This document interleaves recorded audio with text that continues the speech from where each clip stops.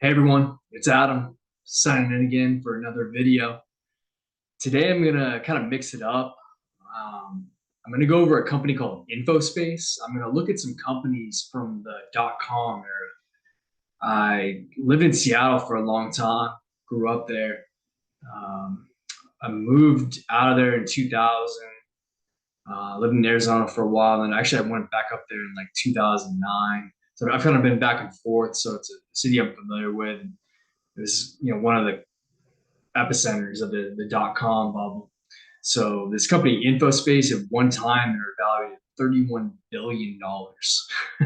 So just an extraordinary valuation, and I believe that was market capitalization. How that's valued. It was from TechCrunch and Seattle Times. I found that valuation number from there.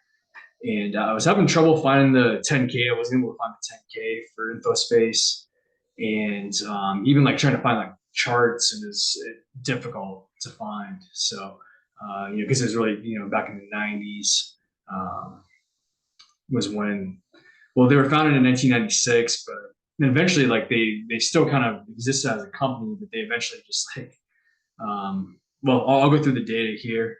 So I'll bring up a screen share this article from the Seattle Times. There's reporting from the Seattle Times, the Seattle PI, New York Times, and who else? Oh, TechCrunch had some information on this. All right, so and this is from the Seattle Times.com job, how Infospace looked, or sorry, how Infospace took its investors for a ride. It's from all the way back in 2000.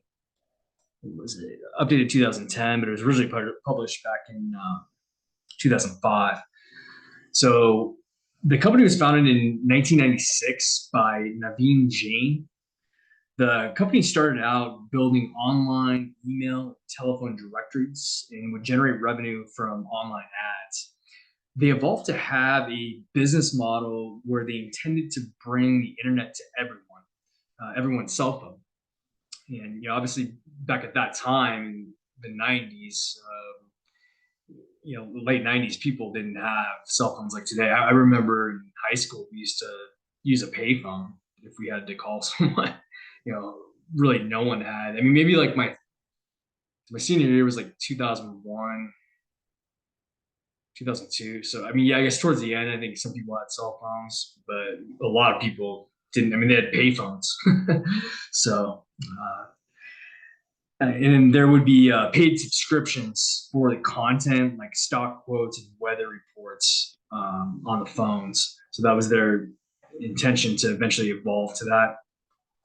A New York Times article on Infospace said about the company: if you sift through enough information on the company, you will find that it provides information that websites can use to make themselves interesting to users.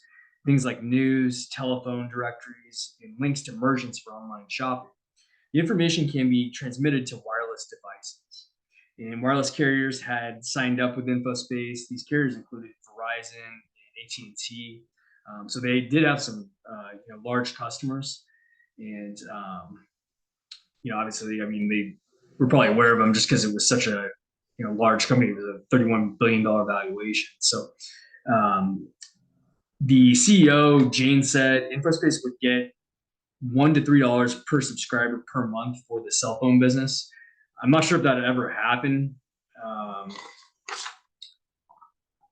That was his intention. That eventually, he thought there was going to be, everyone would have cell phones, or maybe not everyone, but there would just be a mass adoption of cell phones, and trying to get a subscription-based model for things like stock quotes, weather updates on the phone. They would charge this small fee for that. And there was a lot of exuberance around the company, just like so many other .com companies. An analyst for U.S. Bancorp, Piper Jaffray, said about Infospace: a new Microsoft is born. So quite a statement there, because back at that time Microsoft was a huge, well, I mean, obviously it still is, but it was like the company in the software space. The CEO Jane said there's no reason this won't be a $1 trillion company. So Reading about if you read this article in Seattle Times, he was, well, you read the article, he was very, they said to always like validate what he said, some people who worked for Infospace, because, um, yeah, it wasn't always the most accurate information that he provided investors. So on March 2nd, 2000, the stock reached $130.53. The company went public in December of 1998.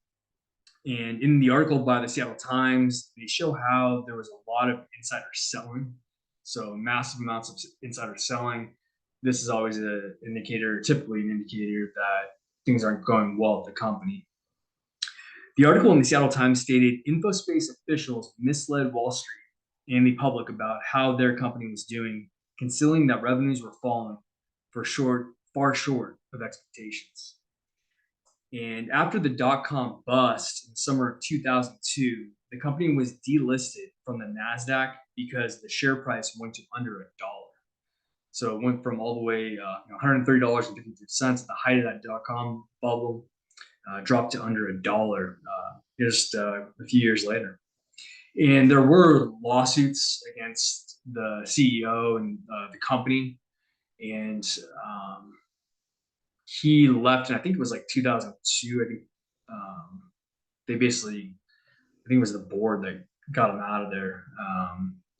But there were lawsuits for basically, like, as the Seattle Times is alluding to, essentially misleading investors.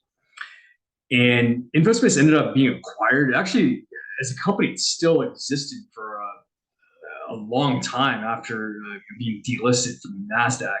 So Infospace ended up being acquired in July of 2016. Infospace and another company called How Stuff Works were sold to a company called Open Mail for $45 million in cash.